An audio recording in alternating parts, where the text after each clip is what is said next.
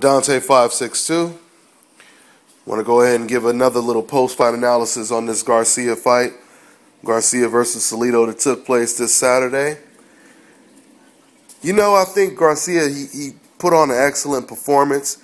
He put on a great boxing exhibition. However, I will criticize him on just a few small things. I was surprised that Garcia, he didn't really show an inside game. I know a lot of people say, well, hell, if you got the long arms, if you got the reach, why even, take a chance of, showing an inside game?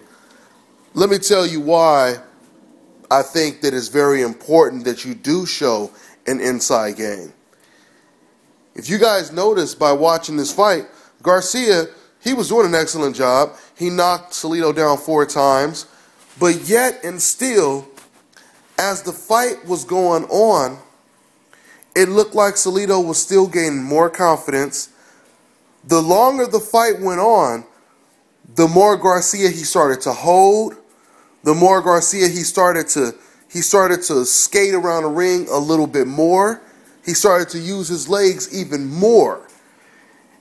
And if it wasn't for that unfortunate headbutt and Garcia, Team Garcia stopping the fight, we really don't know how that fight would have played out, because Garcia was starting to go in deeper waters with Saildo. And this is the reason why I say it's so important that you have an inside game. Because, because anytime when someone has you constantly moving, it takes a lot of energy to maintain that for 12 rounds. Eventually you slow down and you start catching punches. Okay? And when you have an inside game, what you do is you end that fight, or you end up breaking that fighter down before that fighter has a chance to break you down and drag you into deeper waters. Saildo, like I said, the fight was starting to make a little bit of a shift. I'm not saying Saildo would have won the fight, but you can just see that Saildo, even after being knocked down 4 times, you can see that Saildo was starting to make Garcia just a little bit uncomfortable. And that's why an inside game is so important. That's why an inside game is so important. Because if Garcia would have smothered, got in close, he would have been able to slow Saildo's tempo down and possibly knock him out. Saildo's only chance was to wear out Garcia. So you're giving him his best chance by allowing him to stick around, for a longer amount of time in the fight. Now I know some people are gonna talk about this, and some people are gonna accuse Garcia for quitting. He's gonna get blamed for quitting in this fight. I will say, I think it was totally in his right to do what he did. I won't call him a quitter. He doesn't have a reputation of quitting, and under these circumstances, I think you definitely get a pass. I mean, the guy broke your nose with a headbutt.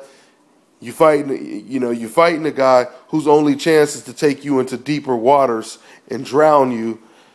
And of course, Mikey Garcia, he looked at it. Team Garcia, they looked at it like, hey man, this dude is dangerous. We already won the fight. We might as well just go ahead and opt out right now and take our championship and fight another day. I got no problems with that. But overall, Garcia, he put on a very good performance, and definitely he is the man to beat at 126 right now. Even though I criticize just little small flaws with Mikey Garcia, and even though I criticize little small things with Garcia, I still think that he is the man to beat, and he's going to be very difficult to beat at 126. I mean, we got some serious opponents in this division. Javier Fortuna, Gary Russell. There's a lot of people in 126. And we'll see, man. We'll see. But right now, Mikey Garcia, he is the new king of that division. And congratulations to him, because he did put on a good performance.